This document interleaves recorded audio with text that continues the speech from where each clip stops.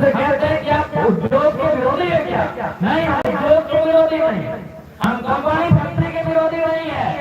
हम बस ये चाहते हैं कि जिनकी जमीनों में फैक्ट्री है, जिनकी जमीनों में कंपनियां हैं, उनके उन रेतों को थर्ड और फोर्थ ग्रेड की नौकरी अभी चल लाइव चला रहा है। कोई उद्योग का विरोधी नहीं भाई। ये कुर्ता उद्योग से बनता है, ये जींस उद्योग से बनता है, ये मोबाइल उद्योग से बनता है, ये माइक उद्योग से बनता है, ये रुमाल उद्योग से बनता है। टाटा की बात करिए, आज टाटा का संपत्ति 20 लाख करोड़ रुपया है। आज टाटा का पूरी दुनिया में नाम है, अच्छी बात है। लेकिन मेरा एक सवाल है कि जिन लोगों को टाटा ने जमीन देकर बताया था, क्या आज उनके पास 2 करोड़ की प्रॉपर्टी है? तो मेरा तो बस एक रिटर्न सवाल है हमारा। जी हाँ, टाटा की संपत्ति 20 लाख करोड़ की, लेकिन जिन लोगों ने टाटा को जमीन दिया, क्या वे लोग 2 करोड़ के भी काबिल हो पाए इन 100 सालों में? बस यही तो मेरा सवाल है। हम उद्योग के विरोधी कब से हो गए? हम कंपनियों के विरोधी कब से हो गए? बस हम आपके तरीके के विरोधी हैं, और अगर यही तरीका आपका रहेगा तो कल भी हम आपके विरोधी रहेंगे। आज बहुत सारे लोग कहते हैं कि जयराम ठाकुर जिन बातों को उठाते हैं वो बातें पूरी नहीं हो सकती है। जयराम ठाकुर जमीन वापसी की बात उठाते हैं, जयराम ठाकुर रैयतों को पीढ़ी नौकरी करने की बात करते हैं। अरे कम से कम हम उठाते हैं तो मेरे पास अगला पीढ़ी को स्मरण तो रहेगा कि हाँ क्या बोल के गए हैं। आज अगर 1907 में जमीन देने वाले बोल के जाते हैं कि यहाँ से यहाँ जमीन हमारी है, तो आज 2024 में मालूम होगा कि वो जमीन हमारी है। आपने बोला नहीं, इसलिए आज भूल गए हैं। आज जयराम महतो कम से कम बोल रहा है, इसके बाद वाली पीढ़ी को भी जानकारी में रहेगा कि जयराम महतो क्या बोल के गए हैं। लड़ाई चलती रहेगी। आज लड़ाई हम कई वर्षों से लड़ रहे हैं, कई दशकों से लड़ रहे हैं, हमें सैकड़ों 100 सालों से लड़ रहे हैं, लेकिन लड़ाई लड़ने की नहीं, हमें मालूम है। तो ठीक उसी प्रकार आज जयराम महतो मुद्दों को उठा रहा है। अरे आज पूरा हो या ना हो, आने वाली पीढ़ी भी मुद्दों को उठाएगी। आज अगर हम ना बोले, आज अगर हम गूंगे हो जाए, तो आने वाली पीढ़ी को आइडिया ही नहीं है। ठीक है, मानते हैं कि जिन विषय को मैं उठा रहा हूँ सदन में, जमीन वापसी का मुद्दा, रैयतों को थर्ड और फोर्थ ग्रेड में आरक्षण का मुद्दा, ठीक है, हो या ना हो ये सदन का मामला है, लेकिन कम से कम आपके जहन में तो है, आपकी जानकारी में तो है, और आपको भी ये तर्क संगत तो लगता है कि हाँ ऐसा होना चाहिए। मेरे बात को जरूर उठाएगा, लेकिन आज अगर मतलब ना बोले तो मेरे बात कौन बोलेगा फिर? इसलिए मैं जो विषय उठाता हूँ, भले वो टेढ़ी खीर हो, भले वो असंभव दिखता हो, आइए हमें उस दिशा में आगे बढ़ना चाहिए। बस हमारी यही तो फरियाद है। आज बताइए हम क्या विषय उठाते हैं? आज देखिए भाई आगे बताए कि सीओ प्रति डिसमिल 1000 रुपए मांग रहा है। हम जमीन की लड़ाई आज भी लड़ रहे हैं। सरायकेला गोलीकांड की कहानी हमारे साथ आज भी दोहराई जा रही है।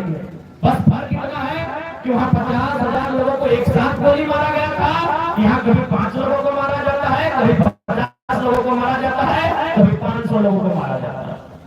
फर्क इतना है कि वहाँ जान से मारा गया था, आज लाठी डंडे से मारा जाता है। फर्क ये है कि वहाँ मिलिट्री से मारा गया था, यहाँ झारखंड पुलिस से मारा जाता है, कभी सीएसएफ कभी सीआरपीएफ के बहाने हमें मारा जाता है।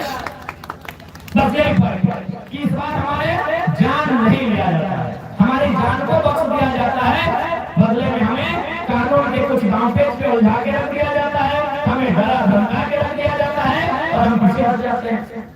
इसलिए आज हमें लगता है झारखंड की जनमानस को एक पुनः उलगुलान की आवश्यकता है। आज देखिए स्टूडेंट वो 15 सालों से 10 सालों से किसी एग्जाम की तैयारी करते हैं, जब उनको लगता है कि नहीं हमारे साथ धोखा हुआ है, वो कभी सड़क जाम कर देते हैं, कभी आगजनी जैसी घटनाओं को अंजाम देने से पीछे नहीं हटते हैं, तो बहुत सारे और घटनाओं को अंजाम दे देते हैं। जबकि नौकरी की तैयारी 10 साल से करते हैं ना, यदि जो युवा जो स्टूडेंट 10 साल से नौकरी की तैयारी कर रहे हैं, उनके अंदर इतना गुस्सा है कि जमीन बनाने में हमें कई पीढ़ी लगी है, हमारा गुस्सा कितना है।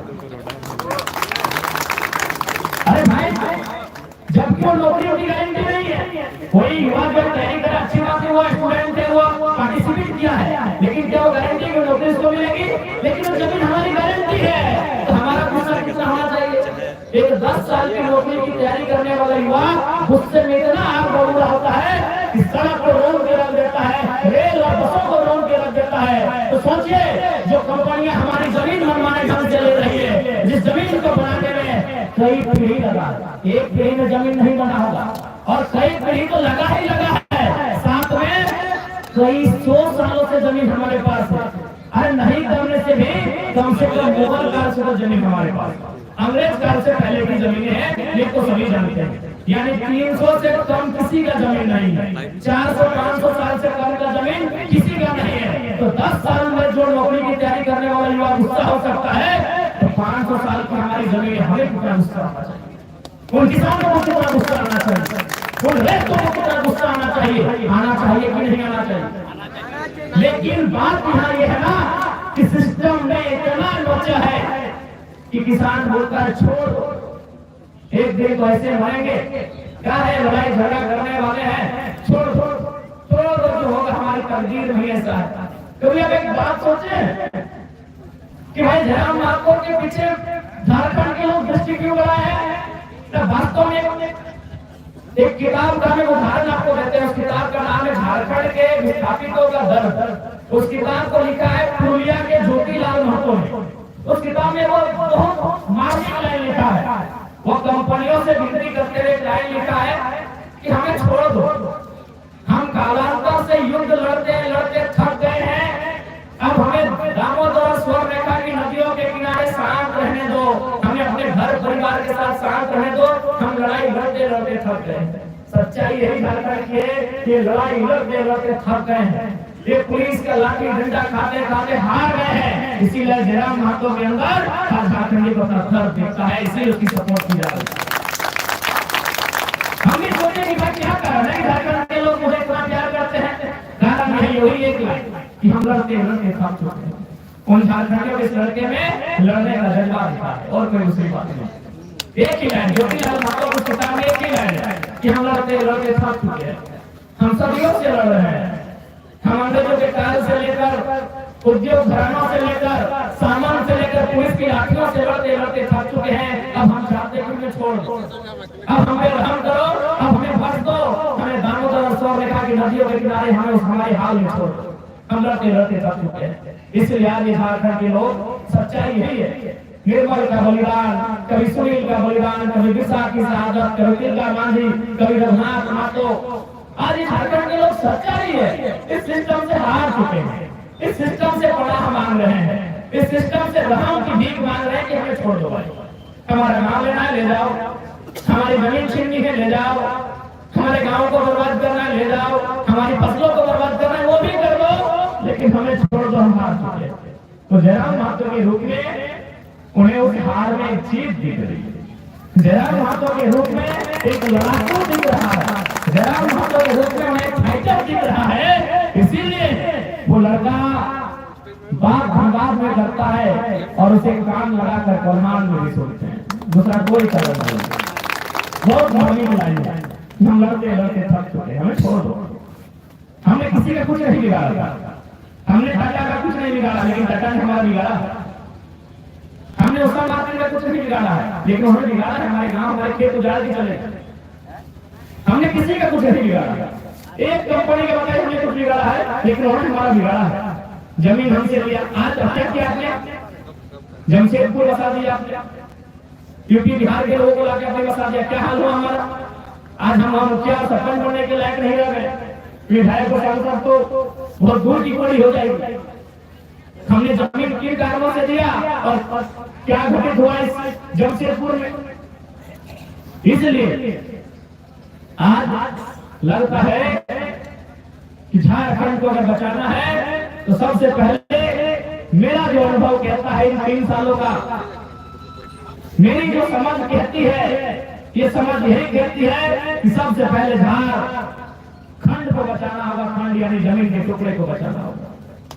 अगर आज हमारा जमीन का टुकड़ा बच जाएगा तो हमें नुकसान नहीं होगा। कुछ लोग अगर नौकरी करने चले भी आएंगे ना, ठीक है, वो बिहार का, उत्तर प्रदेश का हो, अगर हमारा जमीन हमारा रहेगा, वो भाड़ेदार बन के रहेगा, वो किराएदार बन के रहेगा, वो 30 साल की नौकरी करेगा, वो वापस चला जाएगा। यही ना, अगर हमारी जमीन सुरक्षित रही, ठीक है भाई, भारत एक संवैधानिक देश है, हम 100% रिजर्व नहीं कर सकते, आने के लिए किसने मना किया है, लेकिन हम जमीन नहीं देंगे, हम क्वार्टर देंगे, हम रेंट में देंगे। आए कोई भी रहे, बिहार का पुलिस रहे या उत्तर प्रदेश का मास्टर है या बंगाल का मैनेजर है, आज नौकरी करने के लिए, लेकिन शर्त क्या है, आप हमारी जमीनों में भाड़ेदार बन के रहेंगे। जैसे ही आप 60 साल की उम्र पार करेंगे, बोलिए बिस्तर लेकर अपने राज्य वापस चले जाएंगे।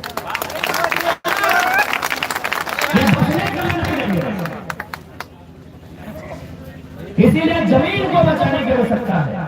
इसलिए इस बार के सदन में मेरा महत्वपूर्ण मुद्दा केवल और केवल विस्थापन का रहेगा, रेतों का रहेगा और जमीन संबंधित रहेगा। ये बहुत बड़ा विषय है। अगर जमीन ही नहीं रहेगा तो देख लीजिए जमशेदपुर की कहानी, ये बड़ी बड़ी इमारतें, ये बड़ी बड़ी दुकानें, और आपका जूता सिलाई का दुकान नहीं है, तो हमें बता दीजिए।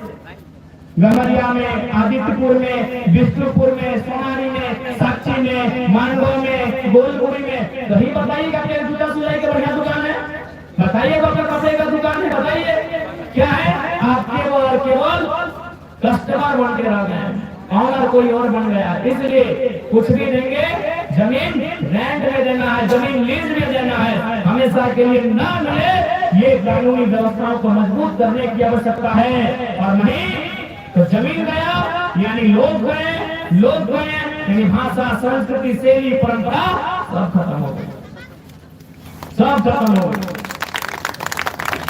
इसलिए आज झारखंड के लोगों को फिर से आवश्यकता है अपनी आवाज को बुलंद करने की। आज झारखंड को फिर से एक आवश्यकता है इस झारखंड को बचाने की।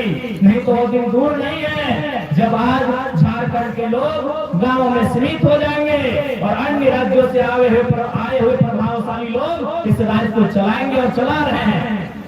डायरेक्ट रूप से संपत्ति को चला रहे हैं और इनडायरेक्ट रूप से सत्ता को चला रहे हैं। वो संपत्ति डायरेक्ट चला रहे हैं, एकदम खुल के कह रहे हैं, हमें डर नहीं है। ये झारखंड के लोग संपत्ति को डायरेक्ट चला रहे हैं। मॉल किसका? गैर झारखंडी का। सारी बड़ी बड़ी दुकानें किसकी? गैर झारखंडी की है। इकोनॉमी के सेक्टर को कब्जा कर चुके हैं। असेंबली को इनडायरेक्ट रूप से कब्जा किया। असेंबली में है चंपई सोरेन झारखंड के हैं, जो भी नेता है सब झारखंड के हैं, लेकिन उनके पीछे उनके जितने भी पीएस है पता कर लीजिए 90% गैर झारखंडी।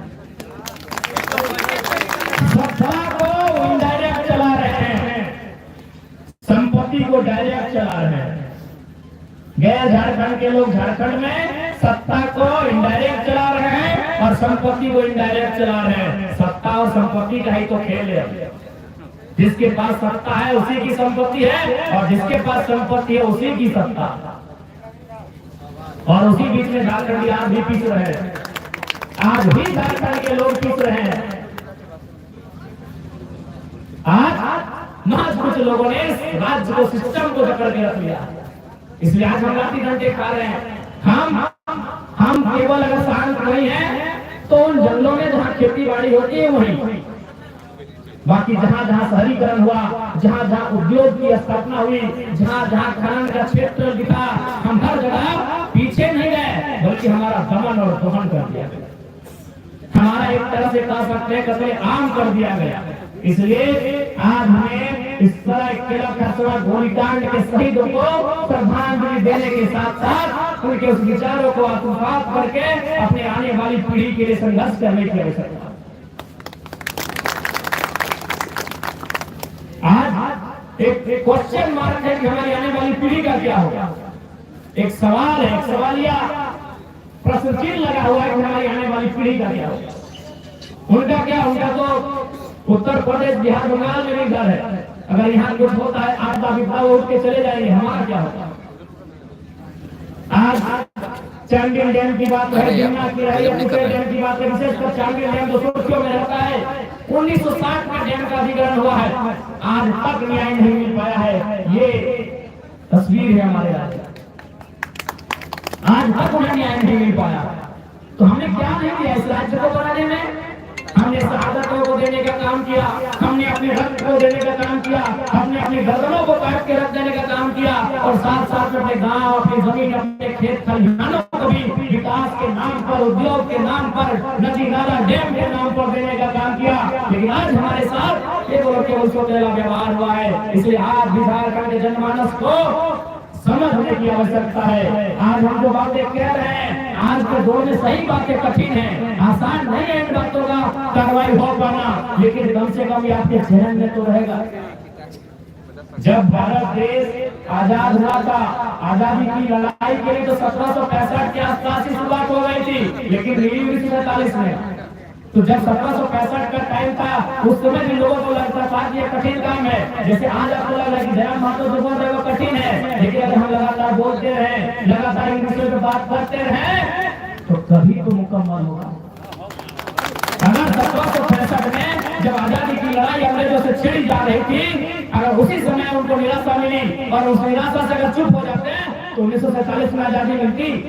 या फिर जिस प्रकार हमने 1950 के आसपास झारखंड आंदोलन को तेजी दिया था, 70-80 में तेजी दिया था, अगर उस समय हमारा मनोबल गिर जाता तो 2000 में झारखंड राज्य अलग होता नहीं होता। तो इसलिए आज अगर जयराम महतो अकेला बोल भी रहा है तो कोई बात नहीं, आप सुने और सुनने के बाद आप अपने विवेक से फैसला करें कि हम गलत कह रहे हैं कि सही कह रहे हैं। अगर गलत कह रहे हैं तो भीड़ में से कहिए बाबू आप गलत कह रहे हैं, हम नहीं कहेंगे। लेकिन आज अगर हम ना कहें तो आने वाली पीढ़ी बोल भी नहीं पाई। आज हम कम से कम कह तो रहे हैं, मानते हैं कठिन विषय है, क्योंकि आपकी सारे सिस्टम में वो लोग हावी हैं। झारखंड का दो ही कारण है, एक करप्शन, दूसरा आउटसाइडर्स का मनमानी। हम आउटसाइडर्स जो ईमानदारी पूर्वक काम करते हैं, जो मेहनत लोग हैं, जो मेहनत करके काम करते हैं, उनसे हमारी कभी न लड़ाई थी न रहेगी। हमारी लड़ाई उनसे है जो गलत तरीके से, जो अवैध तरीके से, जो माफिया तरीके से हमारे राज्य में दखल देने का काम करते हैं, उनसे हमारी लड़ाई थी, है और रहेगी।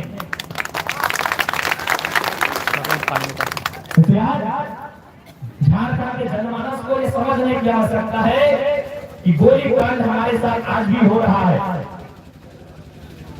कोई ऐसी जगह नहीं है कि जहां हमारे साथ गोलीकांड नहीं हो रहा है।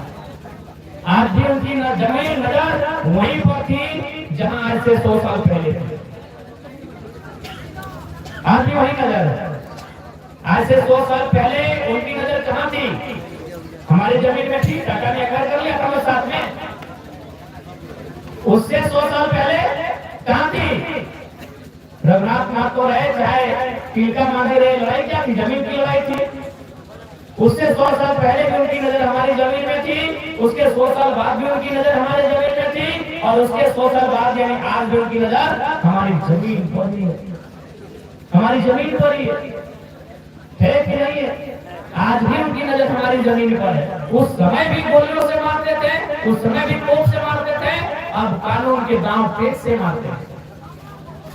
अभी सीसीएल गए थे तो बोलता है कि बहुत दांव पेच है इनको नौकरी के लिए, और वहीं उसी सीसीएल में करोड़ों का कोयला बाहर के माफिया दिन दहाड़े बेच रहे हैं। उनके लिए कोई कानून नहीं है, उनके लिए कोई दांव पेच नहीं है। इसीलिए क्योंकि झारखंड के लोग ये सच्चाई है, लड़ते लड़ते हार मान चुके हैं, लड़ते लड़ते थक चुके हैं। इसीलिए आज वो रहम मांग रहे हैं। अपनी जमीन गंवाने के बाद वो रहम मांग रहे हैं। अपनी जमीन देने के बाद वो डिमांड करते हैं कि हमें अच्छी पानी दीजिए, हमें बिजली की सुविधा दीजिए, हमें पुस्तकालय की सुविधा दीजिए। और बाहर के लोग सीधे वहाँ 1000 करोड़ का टेंडर ले लेते हैं, क्योंकि झारखंड के लोग हार मान चुके हैं। और उसी हार के बीच जयराम महतो एक हुक्कार लेकर आया है। इसीलिए लोग उसे सुनते हैं, समझते हैं, पसंद करते हैं कि चलो डरे सहमा लोगों के बीच कोई तो आया है जो विधायक बनने के बाद भी गर्दन और विधायक की जेब में लेके चलता है। डरे सहमे लोगों के बीच कोई तो आया है।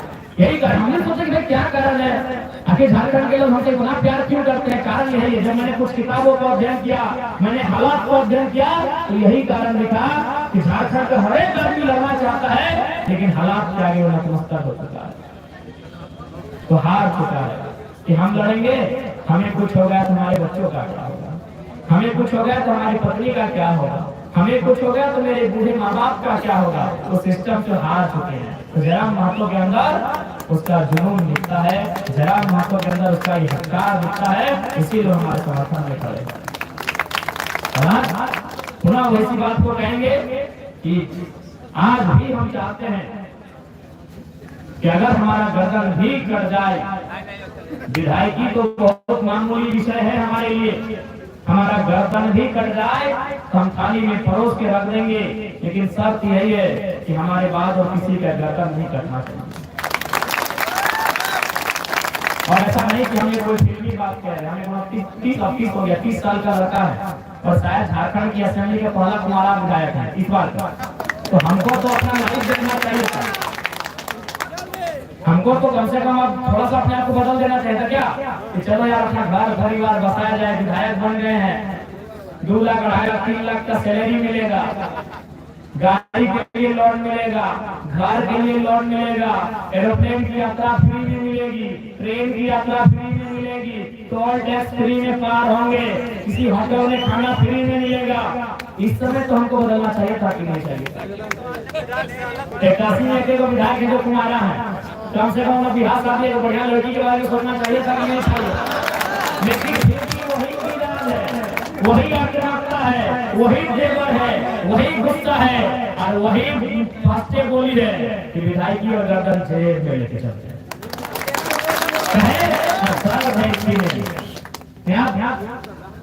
अब तो हम चाहेंगे तो बदल भी जाएंगे, तो अब क्या कर लेंगे? चलिए ठीक है, आप हमको अगला बार वोट नहीं देंगे, हम किसी पार्टी में चले जाएंगे, उस पार्टी का अपना खुद का वोट होता है कि नहीं? पार्टी का वोट होता है कि नहीं? लेकिन आज भी हम सबसे युवा विधायक झारखंड का, इस सदन का एकमात्र कुमारा विधायक झारखंड का, लेकिन फिर भी हम ऐसो आराम की नहीं, कांटों की रास्ता को छोड़ रहे हैं। बताइए मेरे ऊपर का कोई विधायक बनता तो क्या करता? नया साल में दोस्तों के साथ किसी नदी के किनारे जाता, पूरी जाता, दीघा जाता, गोवा जाता कि नहीं? एक 30 साल का कुमारा युवा विधायक नए साल में क्या करता? अपने दोस्तों के साथ पार्टी करने जाता, पार्टी सार्टी करता। लेकिन आज जयराम महतो क्रांति की बात आज भी कर रहा है, आज भी वह कांटों की रास्ते में चल रहा है कि नहीं? क्योंकि हम चाहते हैं इस राज्य में बदलाव हो, इसलिए हमें आज फिर कहेंगे, ये कोई हम बनावटी बात नहीं कर रहे हैं, कि हम कोई कहने और भाषण की बात नहीं कर रहे हैं। जिस दिन हमारे गर्दन को चाहिए, लेकिन शर्त है कि मेरे गर्दन के बाद उसके गर्दन नहीं कटनी चाहिए। बस एक चीज तो शर्त है कि मेरे गर्दन के बाद और कोई दूसरी गर्दन झारखंड की नहीं करनी चाहिए। बस यही मेरा सोच है। बाकी जिस दिन चले कम से कम बदलाव तो होगा। अगर मेरे गर्दन कटने तो झारखंड में बदलाव होगा, रैयत विस्थापितों को हक मिलेगा, सामाजिक न्याय की स्थापना होगी, तो मुझे अपने गर्दन से एक जरा भी प्यार है। लेकिन वही सब मेरे बाद फिर कोई गर्दन है।